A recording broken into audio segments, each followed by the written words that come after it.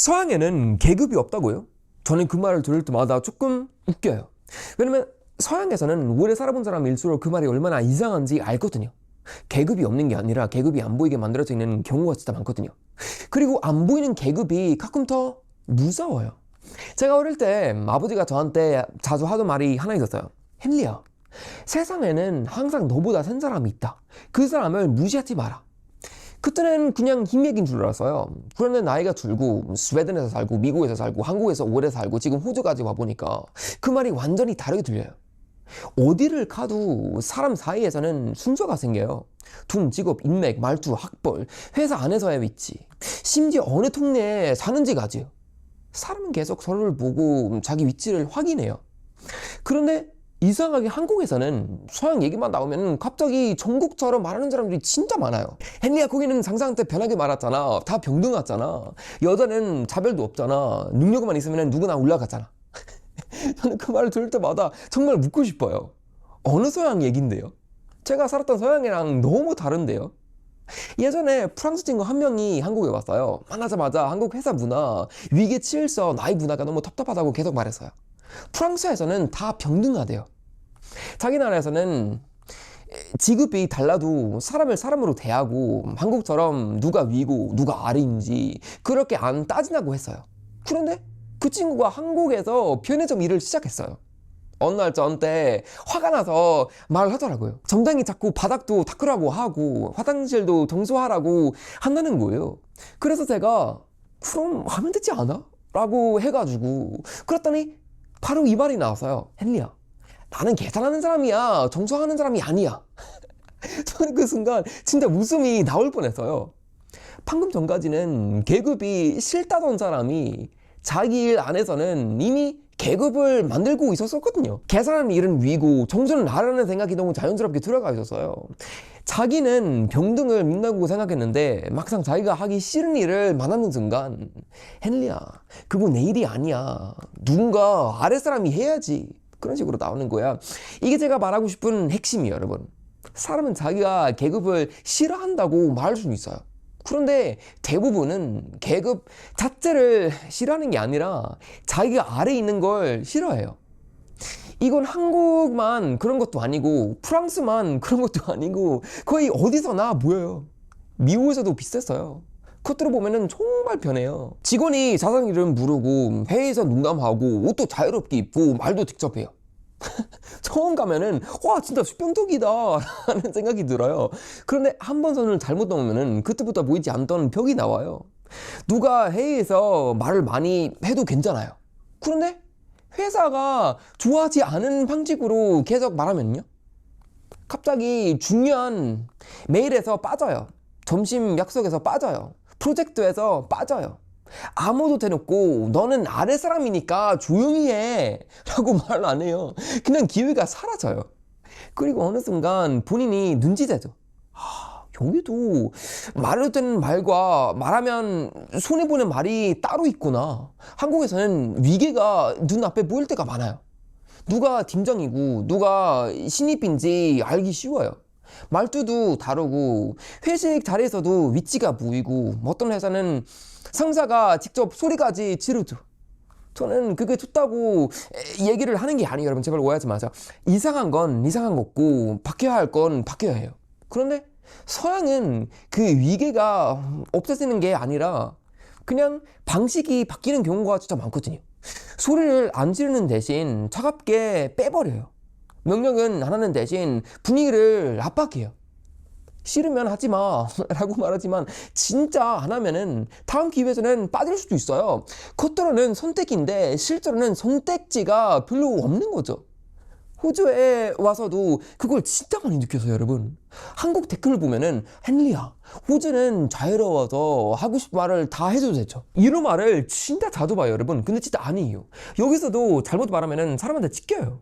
회사에서 어떤 의견을 너무 세게 밀면은 분위기 깨는 사람으로 보일 수도 있고, 사회적으로 민감한 주제에서 뭐 다른 말을 하면은 바로 관계가 달라질 수도 있어요. 법적으로 말할 자유가 있다는 것과 사회적으로 아무 대가 없이 말할 수 있다는 건 완전히 다른 얘기예요, 여러분. 이 차이를 모르고 외국에 오면은 생각보다 충격이 커요. 한국에서는 규칙이 답답해도 규칙이 보일 때가 진짜 많거든요. 그런데 어떤 서양 사회에서는 규칙이 안 보여요.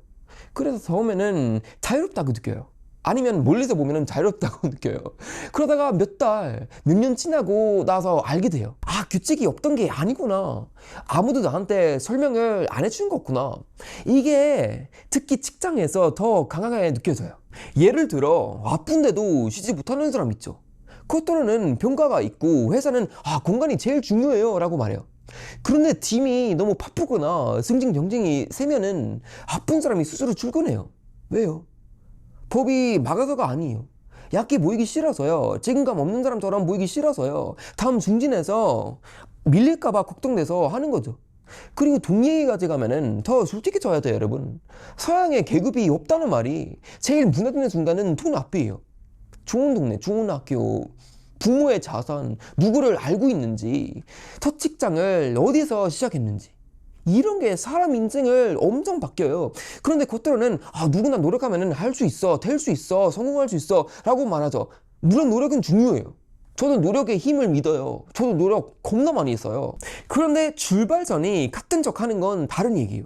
어떤 사람은 20살부터 월세와 학비를 혼자 해결해야 하고, 어떤 사람은 부모 집에서 살면서 인턴을 몇 년을 해도 돼요. 한 사람은 실패하면 바로 생계가 흔들리고, 다른 한 사람은 실패해도 다시 시작할 수 있는 돈이 있어요. 둘 다 자연스러운 사회에서 살고 있지만 같은 자유를 가진 건 아니에요. 그런데 그 문제에서 도망치려고 서양을 환장으로 만들면 더 위험해요. 왜냐면 현재를 준비하지 않고 가게 되거든요. 거기는 다 솔직해도 돼. 거기는 상사랑 친구처럼 지내. 거기는 자별이 없어. 이렇게 미국하면은 실제로 벽을 만났을 때 자기가 뭘 잘못했는지도 모를 수도 있어요. 저도 처음에는 그랬어요. 스웨덴 사람이라서 서양 문화가 익숙하다고 생각했는데 미국에 가니까 또 다른 계급이 있었어요. 미국에서 익숙해졌다고 생각했는데 한국에 가니까 완전히 다른 위기가 있었어요. 한국에서 오래 살고 나니까 호주에서 또 다른 규칙이 모였어요. 결국 나라가 바뀔 때마다 계급이 없어지는 게 아니라 계급의 언어가 바뀌는 거예요. 어떤 곳은 나이로 말해요. 어떤 곳은 돈으로 말해요. 어떤 곳은 학벌로 말하고, 어떤 곳은 직업으로 말하고, 어떤 곳은 인맥으로 말해요. 어떤 곳은 대놓고 내가 상사야 라고 말하고, 어떤 곳은 웃으면서 아무것도 설명하지 않은 채 문을 닫아버려요. 그리고 여기서 더 불편한 얘기를 하나 할게요, 여러분. 한국에서 서양을 찬양하는 외국인들 중에도 그 구조를 이용하는 사람들이 있거든요. 한국 사람들 앞에서 우리나라는 이런 게 없어요, 더 자유로워요, 한국은 너무 답답해요 라고 말하면서 정작 자기 나라에서는 자기보다 아래라고 생각하는 사람들에게는 톡까지 차갑게 대하는 사람들이 있거든요. 저는 그런 태도가 제일 싫어하는 것 같아요. 한국의 나쁜 점을 비판하는 게 괜찮아요. 저도 그런 거 진짜 많이 해요, 여기 채널에서. 믿든 말든. 그런데 자기가 온 사회는 깨끗하고 한국만 뒤처진 것처럼 말하는 순간 그건 비판이 아니라 자기 우월감이 돼요. 그리고 그 말을 한국 사람들이 너무 쉽게 믿어요. 외국인이 말하면 더 진짜처럼 들리니까요. 봐봐 헨리야, 역시 한국만 이상한 거였어. 그런데 아니에요. 인간 사회는 그렇게 단순하지 않아요. 나라가 바뀌어도 권력은 생겨요. 회사가 바뀌어도 눈치는 생겨요. 사람 셋만 모여도 누가 더 말이 센지, 누가 더 결정권이 있는지, 누가 분위기를 움직이는지 조금씩 생겨요. 문제는 계급이 있느냐 없느냐가 아니에요. 더 중요한 건 그 계급이 사람을 얼마나 함부로 대하게 만드느냐예요. 위에 있는 사람이 아래 사람을 사람으로 보느냐, 아래 있는 사람이 자기보다 더 아래라고 느끼는 사람을 무시하느냐, 그리고 올라가기 위해 어떤 행동까지 정상이라고 받아들이느냐가 진짜 문제예요. 저는 아버지가 했던 말을 이제 이렇게 이해해요. 세상에는 항상 나보다 센 사람이 있다. 그러니까 비굴하게 살라는 뜻이 아니어서요, 현재를 모르는 뜻이었던 것 같기도 하고, 제가 어디 있든 힘의 구조가 있다는 걸 알고 괜히 환장에 취하지 말라는 거죠. 그리고 동시에 나보다 약한 사람이 많았을 때는 내가 어떤 사람이 되는지도 뭐라는 말처럼 느껴져요. 왜냐면 사람의 진짜 수준은 여러분, 자기가 위에 있는 순간이 나오거든요. 상사 앞에서 예의 바른 건 쉬워요. 나한테 아무 도움도 못 주는 사람한테는 예의 바른 건 훨씬 어려워요. 편의점에서 화장실 청소를 하기 싫었던 그 친구 얘기가 제일 아직도 기억나는 이유가 다 그거예요. 계급이 싫다고 말하는 건 쉬워요. 병등을 외치는 것도 쉬워요. 그런데 내가 하기 싫은 일을 누군가에게는 떠넘길 때, 누가 무시해도 되는 사람이 많았을 때, 내가 더 높은 위치를 올라갔을 때, 그때 진짜 생각이 나와요. 한국도 이걸 봐야 하고 서양도 똑같이 봐야 해요. 한국은 원래 위기가 있으니까 라는 말을, 무례함을 정당화하면 안 돼요. 서양은 우리는 병등하니까 라는 말을, 자기 안에 보이지 않은 계급을 숨기면 안 돼요. 저는 이제 어느 나라가 더 자유롭냐는 질문보다 다른 걸 봐요.